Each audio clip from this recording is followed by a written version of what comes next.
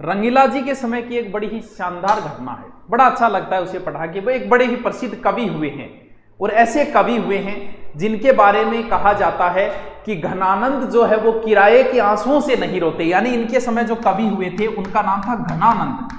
बड़ी शानदार स्टोरी है इनका, बड़ा मजा आएगा। घनानंद किराए के आंसुओं से नहीं रोते। सर किराए के आंसुओं से नहीं रोने का मतलब, जैसे कुछ लोगों का दिल कभी टूटता ही नहीं है, और टूटता नहीं मतलब उनसे कभी कुछ हुआ ही नहीं है, फिर भी वो सैड शायरी सुनते रहते हैं, सैड सॉन्ग सुनते रहते हैं। यानी दिल कभी एकमात्र, यानी ऐसे व्यक्ति है जिनका खुद का दिल टूटा है, किराए के आंसुओं से वो नहीं रोते। सुनिए इनकी कहानी, बड़ी शानदार है। घनानंद जी वैसे जो कवि हुए हैं वो रीति मुक्त के कवि हैं, बड़े प्रसिद्ध कवि हुए थे। घनानंद जी मोहम्मद शाह के ही दरबार में थे, इन्हीं के दरबार में कवि थे, गाना बजाना भी करते थे। एक दिन कोई घनानंद जी दरबार में बैठे थे, अरे तो भाई साहब भी बैठे थे, बादशाह जी भी बैठे थे, रंगीला जी। तो आशिकों का मूड लगभग खराब सा ही रहता है, अमूमन उनका मूड खराब रहता है। तो घनानंद जी का हो सकता है मूड नहीं होगा। तो मोहम्मद शाह ने कह दिया कि घनानंद जी कोई बढ़िया सो सॉन्ग आने दे, कोई बढ़िया सुनाओ यार, कोई महफिल वाफिल में माहौल बनाओ कोई। घनानंद जी मूड खराब बोलते कि बड़ी बच्चों बात, मेरा मूड खराब है, रात सारी रात में फोन बिजी, बोलो मूड खराब है, मैं कौन मूड को नहीं एक बार और वो यार सुना दे यार घनानंद को, छोटे मोटे शायरी सुना दे गाना। अब क्या दरबार में और भी लोग थे, सबको पता था। तो दरबारी बोले महाराज बादशाह जी थारे कहें कौन सुना, सुजान के कहें सुनाओ। वो सुजान ये एक डांसर थी, चीयर्स गर्ल्स, दरबार में एक नर्तकी थी। घनानंद जी उनसे प्रेम करते थे, हो सकता है एक तरफा प्रेम हो गया, हो सकता है दोनों तरफ का भी होगा। तो अब क्या हुआ, बोले सुजान ने ले आओ। तो अब जिये ही सुजान आई, कहने की जुर्ती कौन पड़ी, करके सुजान का निमूर है तो लाग गया, तेरे गैल तेरे गैल तेरे गैल जिंदगी जीण में सबाद रहे, तेरे गैल सोने जैसा रंग है तेरा, चांदी जैसे वालिक तू ही धनवान गोरी। बाकी सब महफिल जमा दी, सबको मंत्र मुग्ध कर दिया।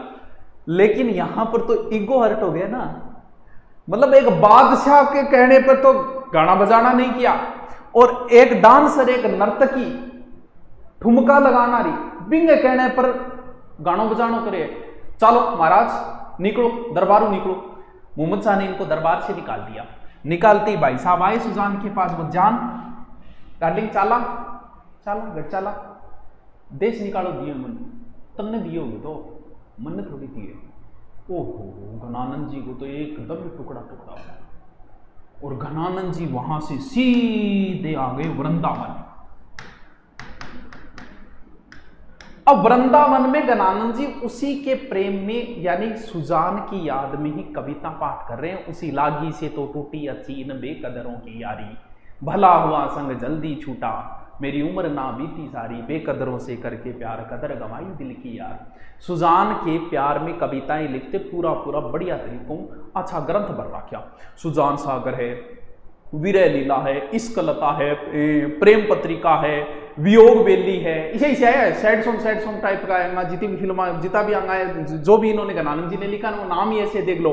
सुजान के नाम पे सुजान सागर है, विरह लीला है, इश्क लता है, प्रेम आपके काम की नहीं है, ये साहित्य की बातें हैं। अब कोई एक दिन समझदार आदमी, हर आदमी में अपनी एनर्जी होती है, ये डिपेंड करता है कि वो एनर्जी लगा कहाँ रहा है। कोई आदमी आगे समझाए, बोल मार घनानंद जी क्यों खराब हो रहे हो दिन चक्रा, बात ये डांसरी नाचन गाना थे, देखो कितनी मेहनत कर रखे हो, कितना बढ़िया नोट्स बना रखे है, जी कोरोना खत्म होता है तुरंत ही रीट की भर्ती है, थी बात तैयारी करो, महाराज इन पीछे क्यों खराब हो रहे हो, भगवान की भक्ति करो। नहीं बिल्कुल से भगवान की, बोल तेरे लायक तो भगवान है कृष्ण जी, कर भक्ति मांगी। कहते हैं कि घनानंद जी ने कृष्ण से प्रेम करने लगे और कृष्ण की याद में लिखने लगे। कुछ तो कहते हैं कि इन्होंने कृष्ण जी का नाम ही सुजान दे दिया था, कई बार तो इनका पता ही नहीं चलता कि ये सुजान के लिए लिखा है या भगवान कृष्ण के लिए लिखा है। उसके बाद में घनानंद जी आ गए थे कहां, मथुरा के अंदर। कहते हैं अलग अलग घटनाएं आती हैं इनके समय की।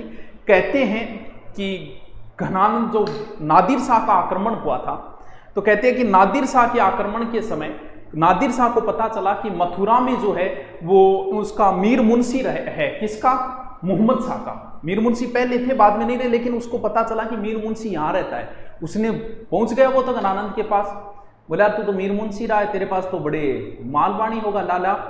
बोले मैं कविता पाठ लिखूं, मेरे कन क्या हो, कुछ रज दे, रज पैसा। तो कहते हैं कि उसने मिट्टी उठाई, बोले आए मेरे कन, तो उसने तुरंत हाथ कटवा दिए। तब घनानंद ने कहा कि मेरे इतने टुकड़े करो कि मैं दर्द की हर इंतहा से गुजर जाऊं।